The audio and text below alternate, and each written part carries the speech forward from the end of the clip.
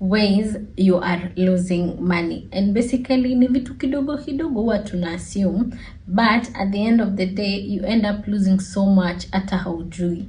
So first things first, unused subscriptions. I know we always pay for that gym, we pay for Netflix, we pay for Showmax, we pay for everything else, yeah? But do you really use them? And if you're not really using them, what do? Do you still continue paying? So this can be one way you are actually losing a lot of money on a monthly basis, whereby hii pesa hata ungekuwa unaweka mahali na tengeneza hiyo pesa kidogo tu, you know? Then we have people who keep on withdrawing their money. So they have a bank account, they have M-PESA, they have other accounts. So whenever they need money, even on a daily basis, unashinda withdraw.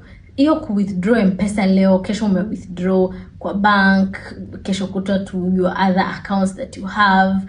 Then the transaction costs, you might not be really looking at it in a way that hizo transactions ni mingi, but hizo transaction charges za wewe kushinda withdraw tend to cost you so much more.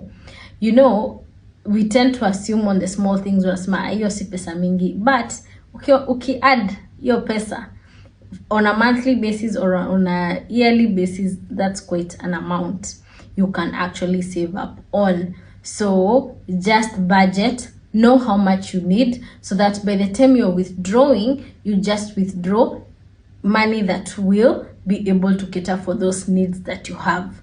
Okay? Then buying cheap items. I know, maybe saa zingine that's what you can afford.